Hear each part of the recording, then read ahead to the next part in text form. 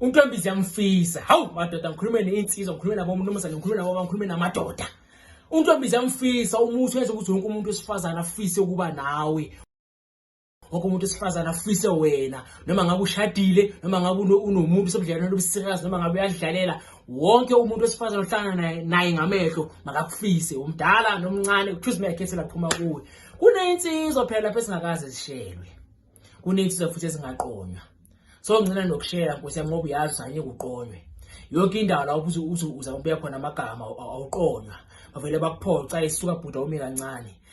Uphelelwa interest noma ngabe uyibona intombi enhle ufisa ukuya lapho ubeka amabili amathathu kodwa uvela ubone ukuthi ngidlala ngesikhathi sami ngoba vele so uyazi ukuthi wena awuqonywa, wena awukwazi futhi uqonywe. Ukugcina kwakho ukuqonywa busi high school nakhona intombazana leyo yaqoma ngoba nakubuya ikopisa hayi ukuthi bekuthanda.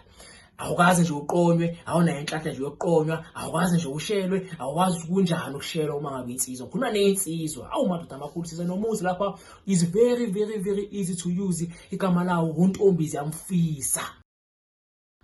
Yonke intombazana mayekufise, yonke intombazana ifise wena. Uthi mawufika endaweni ukuthiwa hawu nangu lo bhuti. Uthi mawufika endaweni bathi bhuti ngicela ukukuthengela lunch. Uthi mawufika endaweni bathi bhuti ngicela ukukulift le moto mayidrive kuwe namhlanje. Yonke intombazana ifise, even alezi zasemabhenki, uhamba kwakho nje kunisitaba zakho zeimali, bank statement oyifuna lapha ya. Umuntu ozoba kusiza kufise. Ufise ngisho store uma uthengisa umuntu wesifazane, azasicelela lathi bhuti. Awube ngicela ukuvusa umuzi wakini. Ukushelo nawe into ungazikufisi, ukuqonywe. Khona abantu abangaqonywa sidalwa, abangaqonywa dalwa.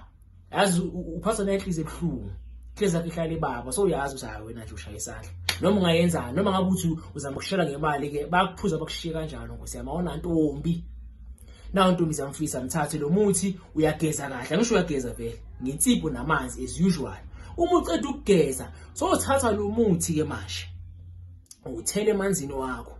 Unesikala lapha mothe uzobona unespoon sakhona. Ukhala ngaleso spoon leso uthele kuphi emanzini wakho.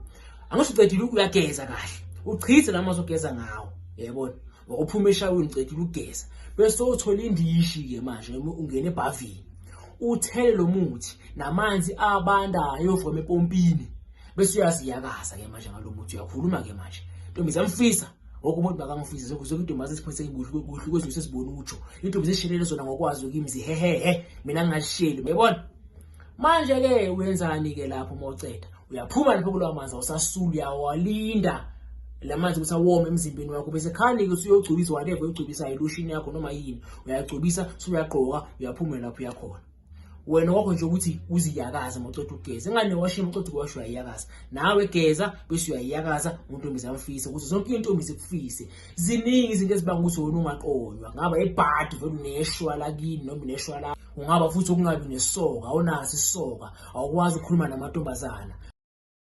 Uyabukeka ukubukeka kodwa awukwazi ukubeka amagama, awukwazi ukukhuluma namantombazana. uNtombizi yamfisa lo uzokwenzela izinto ukuthi zibe lula ngoba amantombazana azokubeka amagama kuwe, hayi wona ubeka amagama kuwo.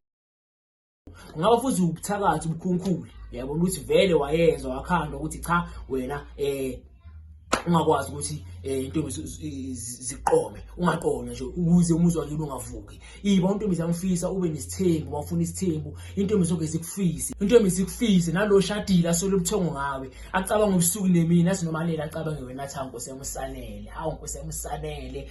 Alebe la jika. Hey, acabange wena nje ngoba sekahlangane nawe ngamehlo. Akufisi.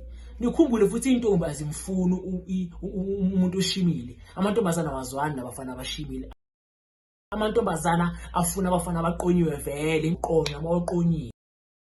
Nikhumbule ke ngana sixazululo ukuthi libe inkinga usho ukuthi nesixazululo.